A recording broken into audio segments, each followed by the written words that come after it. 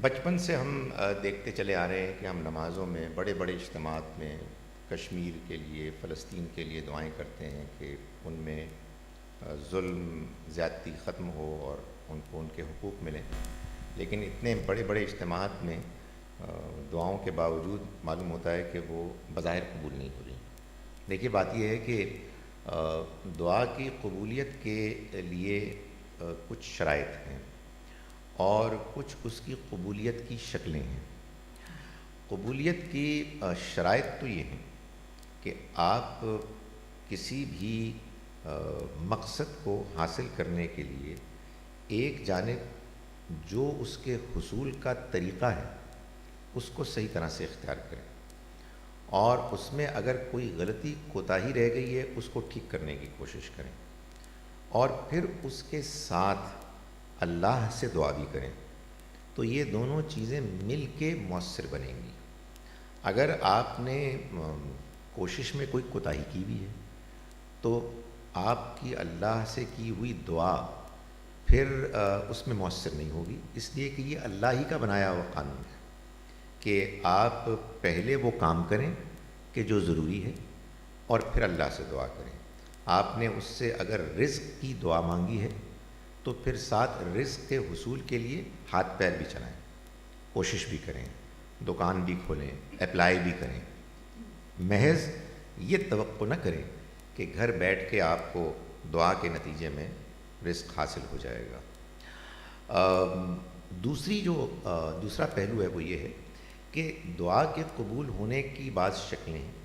ایک شکل یہ ہے کہ آپ نے جیسے دعا مانگی ہے ویسے ہی بعین ہی اسی انداز میں قبول ہو جائے. ایک یہ کہ اس کا قبول ہونا تو طے ہو گیا ہے، لیکن اللہ کی حکمت میں یہ بات طے ہے کہ وہ فوری طور پر قبول نہیں ہوگی بلکہ اس میں کچھ تاخیر ہوگی. یہ اللہ بہتر جانتا ہے کہ یہ آپ کے لیے کیا چیز بہتر ہے. بعض صورتوں میں یہ بھی ہو سکتا ہے کہ اس کی قبولیت کی شکل بدل جائے، یعنی آپ نے جس طرح سے مانگی ہے وہ آپ کے لیے ٹھیک ہے ہی نہیں، بلکہ کوئی اور صورت ہے کہ جو آپ کے لیے بہتر ہے. اللہ نے آپ کے جذبات کو سمجھ لیا، اس کی قدر کی اور اس کو ایک دوسری شکل میں قبول کر لیا. اور یہ بھی ہے کہ بعض اوقات اللہ کی حکمت میں یہ بات طے ہوتی ہے کہ اس دعا کو اس دنیا میں کسی بھی شکل میں قبول نہیں کرنا، بلکہ اس دعا کے نتیجے میں آخرت میں آپ کو اجر ملنا ہے.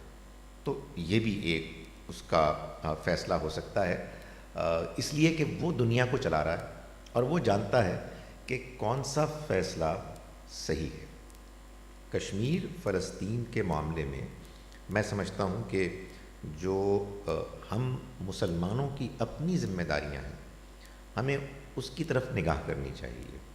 اللہ تعالیٰ نے اجتماعی معاملات میں، خصوصاً ان قوموں کے اجتماعی معاملات میں کہ جن کو اس نے اپنا پیغام دیا ہوا ہے، بنی اسرائیل اور بنی اسماعیل، ان کے معاملے میں یہ طے کیا ہوا ہے کہ اگر وہ اپنے رویے کو ٹھیک رکھیں گے تو وہ سرخرو ہوں گے، وہ دنیا میں دوسری اقوام کے مقابلے میں نمایاں ہوں گے، کامیاب ہوں گے، طاقتور ہوں گے، باعزت ہوں گے اور چھا جائیں گے.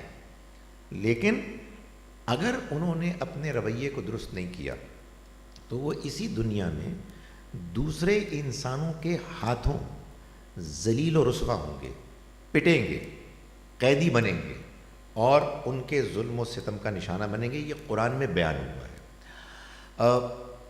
میرا ظاہر ہے کہ یہ رول نہیں ہے کہ میں اب تفصیل سے یہ بیان کروں کہ ہم لوگوں کی کیا کیا نالائقیاں ہیں جن کی بنا پر یہ ممکن ہے کہ اصل میں ہم اللہ کے اس قانون کا نشانہ بن چکے ہیں کہ جس کے نتائج ہم فیس کر رہے ہیں. میں سمجھتا ہوں کہ ہمیں دعائیں جاری رکھنی چاہیے، اپنی اصلاح کرنی چاہیے اور اللہ تعالیٰ کے ساتھ اپنی دعا میں اس چیز کو شامل کرنا چاہیے کہ اے خدایا ہمیں یہ بھی توفیق دے کہ ہمیں اپنی غلطیاں سمجھ میں آئیں، اور اگر ہم کچھ غلطیوں کے بارے میں بضد ہیں تو ہم اپنی ضد چھوڑ دیں اور ہم اپنی اصلاح بھی کریں اور تجھ سے تیری رحمت بھی مانگیں تاکہ معاملہ ہمارے لیے آسان ہو. تو دونوں کام ایک ساتھ چلیں گے، ایک ساتھ کریں گے تو انشاءاللہ صورتحال بہتر ہو.